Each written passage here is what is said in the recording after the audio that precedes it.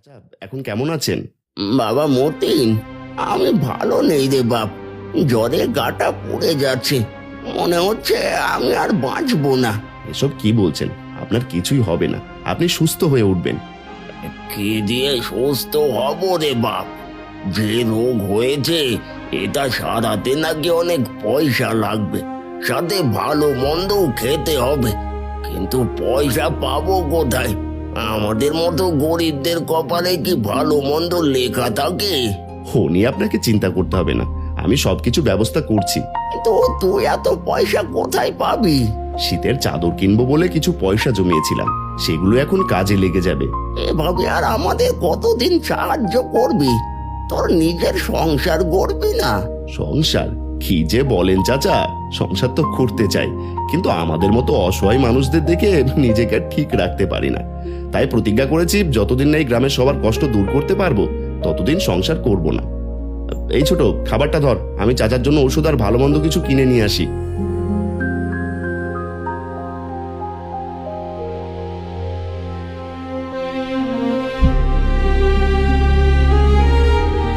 দর্জি নিজের কথা না ভেবে তার সমস্ত জমানো পয়সা অন্ধ ভিক্ষুকের সুস্থ হওয়ার কাজে ব্যয় করে। কয়দিন পর অন্ধ ভিক্ষুক সুস্থ হয়ে আবার ভিক্ষা করতে শুরু করে, কিন্তু দর্জি শীতে অনেক কষ্ট করে দিন পার করতে থাকে। এদিকে সেই রাজ্যের রাজার একমাত্র মেয়ের বিয়ে, তাই রাজা ঘোষণা করে তার মেয়ের বিয়ের জন্য একটা দামি কাপড় তৈরি করতে হবে। যে দামি কাপড় তৈরি করে দিতে পারবে রাজা তাকে অনেক পুরস্কার দেবে।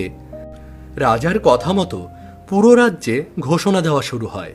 শুনুন শুনুন শুনুন, মহারাজ ঘোষণা করেছেন যে রাজকুমারীর বিবাহ উপলক্ষে রাজকুমারীর জন্য বিশেষ পোশাক তৈরি করতে হবে।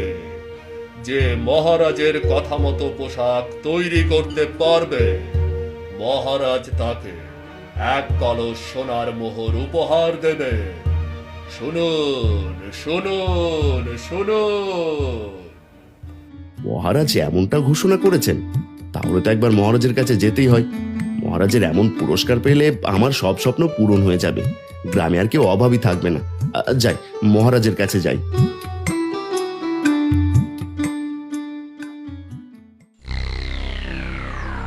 রাজার ঘোষণা শুনে মতিন দর্জি সহ রাজ্যের সকল দর্জি আরো অনেক কারিগর নিয়ে রাজদরবারে হাজির হয়।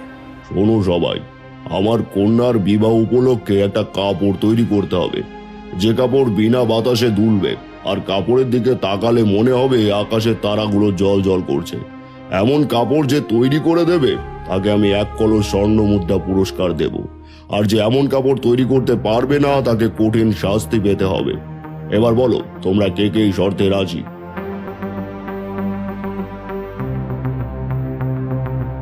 কি হলো, বলো, তোমরা কে কে আমার শর্তে রাজি?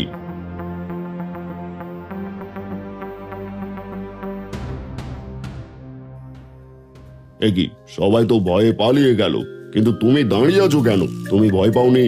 না মহারাজ, আমি ভয় পাইনি। আপনি যেমনটা চেয়েছেন আমি তেমন কাপড় তৈরি করে দিতে পারবো, কিন্তু না পারলে কঠিন শাস্তি পেতে হবে, আর আমার শাস্তি কিন্তু মৃত্যুর চেয়েও যন্ত্রণাদায়ক।